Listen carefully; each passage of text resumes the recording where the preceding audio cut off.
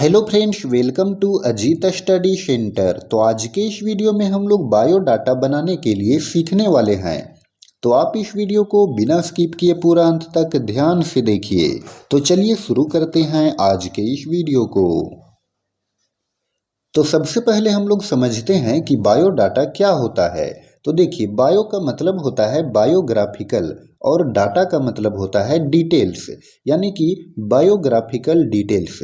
तो बायोडाटा में मुख्य रूप से अपने बारे में यानी कि स्वयं के बारे में सब कुछ डिटेल से मेंशन करना होता है। बायोडाटा का प्रयोग हम लोग कहाँ पर करते हैं? तो देखिए, जब आपको कहीं पर जॉब के लिए अप्लाई करना होता है तो उस समय वहाँ पर बायोडाटा मांगा जाता है। तो चलिए हम लोग एक एक करके समझते हैं कि बायोडाटा में मुख्य रूप से क्या क्या लिखा जाता है। तो देखिए, बायोडाटा में सबसे पहले हम लोग ऊपर में लिखेंगे अपना नाम। तो आपका जो भी नाम है वो यहाँ पर हम लोग लिखेंगे।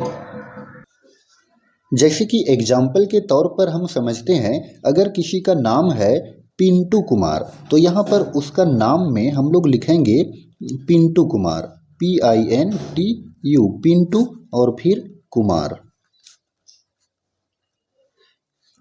चलिए, उसके बाद यहाँ पर लिखना होता है फादर्स नेम।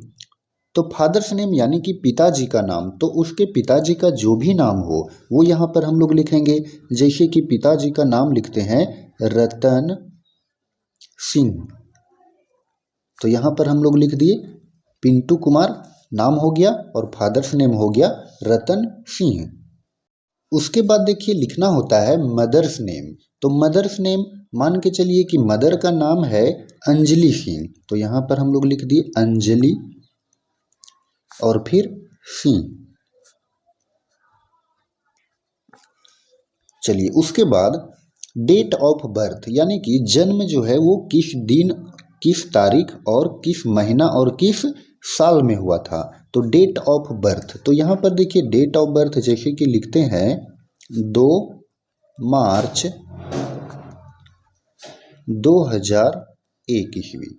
ठीक है, तो ये हो गया डेट ऑफ बर्थ। तो डेट ऑफ बर्थ को हम लोग पूरा लिख दिए 2 मार्च 2001। चलिए, उसके बाद हम लोग समझते हैं कि उसके बाद क्या लिखना है। तो उसके बाद लिखना है यहाँ पर जेंडर। जेंडर यानी कि सेक्स।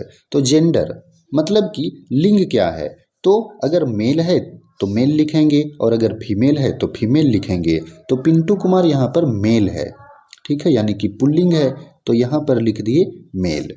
उसके बाद क्या लिखना है? Blood group. तो ब्लड ग्रुप यानी कि रक्त समूह।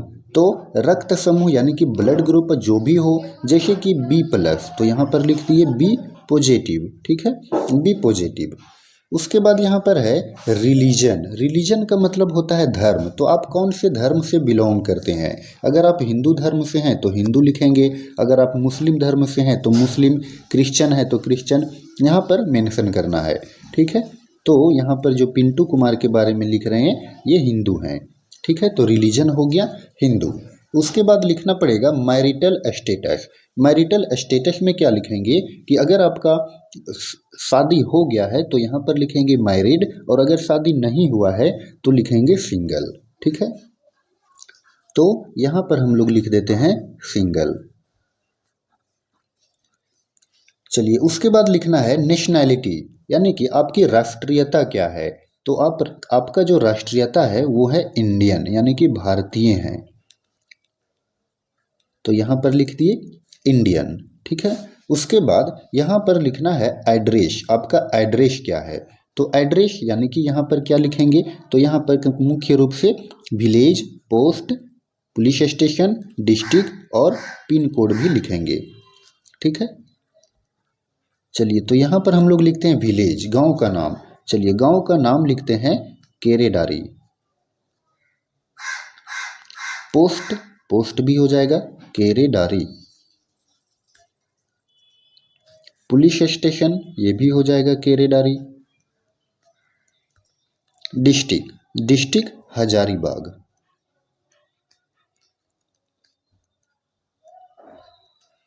पिन कोड, पिन कोड लिख देंगे 825311। तो यहाँ पर आप स्टेट भी लिख सकते हैं झारखंड, ठीक है। तो एड्रेस में मुख्य रूप से village, post, police station, district और पिन कोड लिखते हैं। उसके बाद कॉन्टैक्ट नंबर यानी कि मोबाइल नंबर आपको यहाँ पर लिखना है। तो आप यहाँ पर अपना मोबाइल नंबर लिख दीजिए।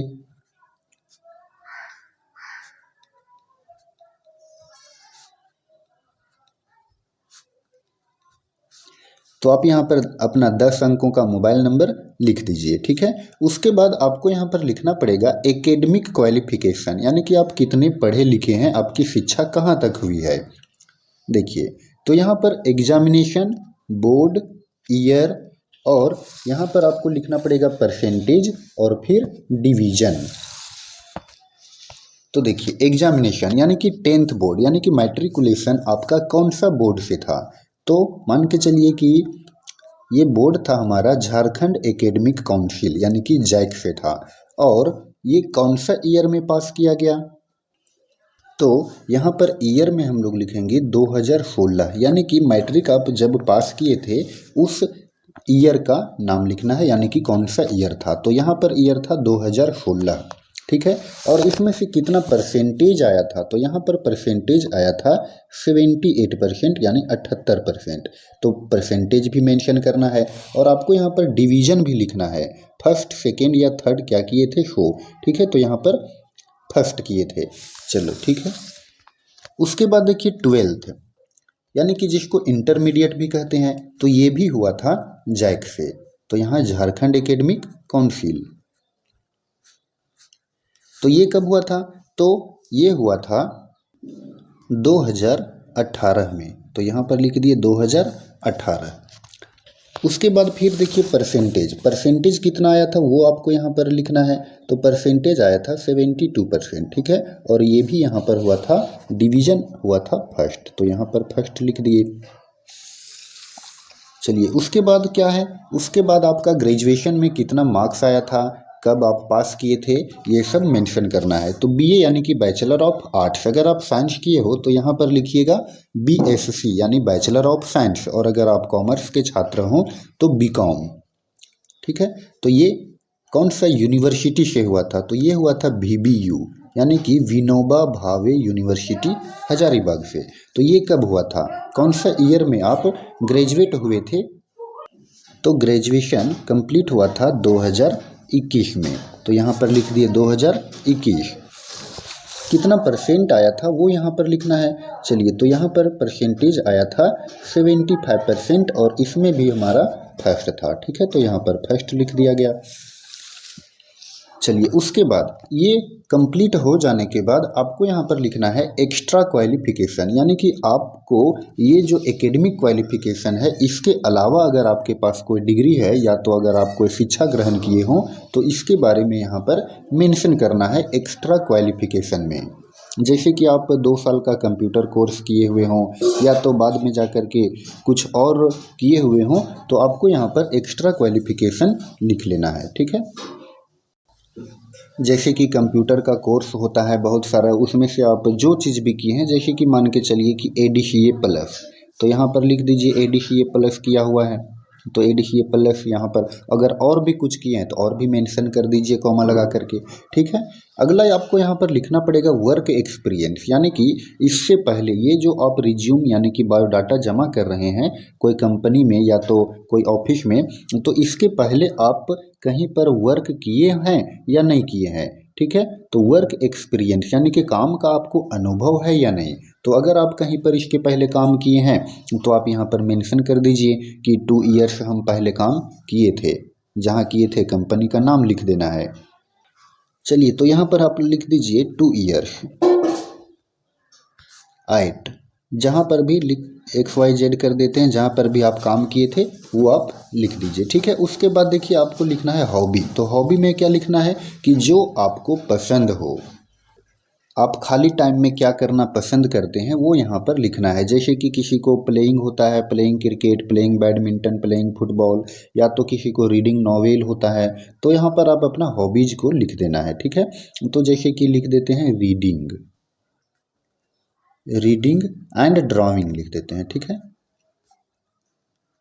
चलिए, तो रीडिंग एंड ड्राइंग लिख दिए। उसके बाद लैंग्वेज, लैंग्वेज में आपको जो भी भाषा आपको आता हो, तो जो भी भाषा आता हो उसको यहाँ पर लिख देना है। चलिए लिख देते हैं हिंदी एंड इंग्लिश।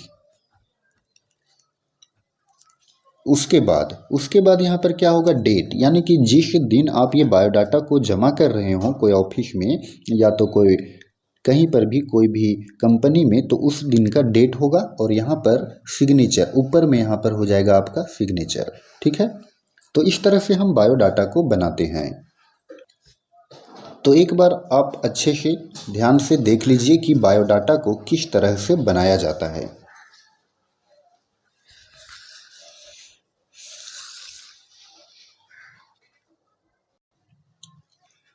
तो फ्रेंड्स, आई होप कि आपको बायोडाटा बनाने के लिए अच्छे से समझ में आया होगा। तो अगर आपको ये वीडियो पसंद आया हो तो आप इस वीडियो को लाइक करें और चैनल पर नए हो तो चैनल को भी सब्सक्राइब करें। धन्यवाद।